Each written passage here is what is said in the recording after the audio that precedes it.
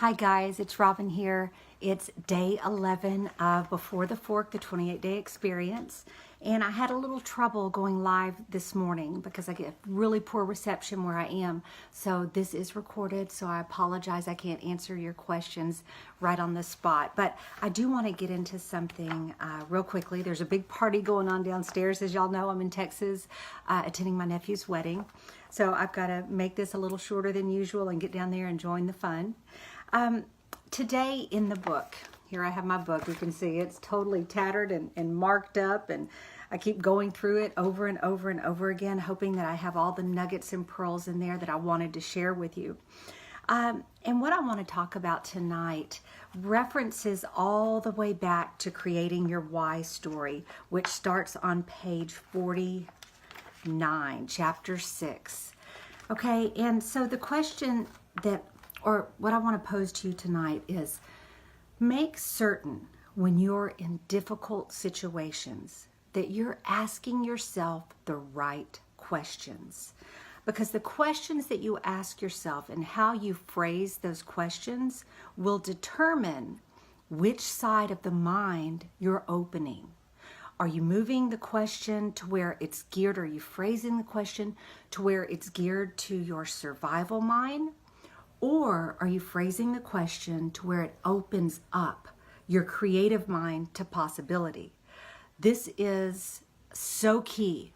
It is so very key in your future success, not only in your lifestyle transformation nutritionally, but in your relationships, in your finances, just in your overall attitude that you bring into the day.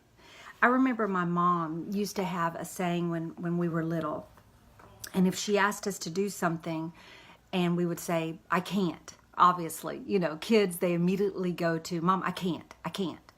And Mom would simply say, can't, never could. Can't, never could. Can't activates our survival mind. And the second our survival mind is activated, possibility stops. And survival becomes the main mechanism for moving forward.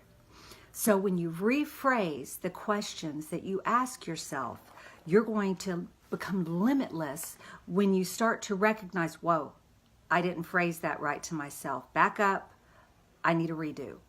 Rephrase the question until you refreshen your attitude toward whatever situation is challenging you. Today we had a wonderful big brunch over at my future niece's place where they were all staying. All the girls were staying, and they made this beautiful breakfast with, and as y'all know, I'm enjoying low carb right now. So there are some things that are off limits to me. Fruit, breads, pastas, anything that would be a concentrated carb or a high glycemic carb outside of vegetables is going to be off limits to me. So they had this beautiful breakfast with this gorgeous bowls of fruit and all of this wonderful variety of breads that were available. And so when I was, of course I'm starving. We didn't get over there until like 10:45 this morning. So I was really hungry. And when I saw the buffet spread out, I immediately phrased the situation to myself where I said, okay, I knew exactly what I was going to have. Went over the buffet. I eyeballed everything on the buffet. I chose the items that I was going to enjoy for breakfast. And I just simply told myself, if I'm going to enjoy the reception tomorrow night, then these are the items I need to eat this morning. So rather than saying, I can't, pointing at the buffet, I can't have that, I can't have that, I can't have that, I simply phrased it in such a way that it was a very small sacrifice for the enjoyment that I'm going to experience tomorrow night at the wedding reception. So just that little bit, that little shift in perspective was all I needed in order to move forward and feel good about enjoying the breakfast with the rest of the ladies. So y'all, refreshen yourself, day 11. Make sure you read through your book on day 11 and go back and visit chapter 6, your why story. And this will really help you kind of wrap your mind around various ways that you can rephrase situations to awaken your creative mind, soothe your survival mind so you don't feel like you're missing out.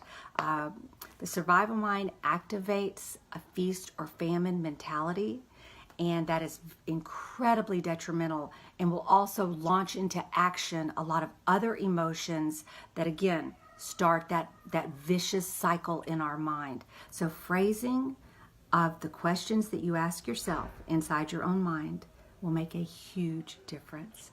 I'm sorry that I couldn't go live, but I will post this up as soon as I wrap up this video, and please pose any questions underneath. I'm happy to go over those. Okay, I love you all. Have a wonderful night. Talk to you soon. Bye.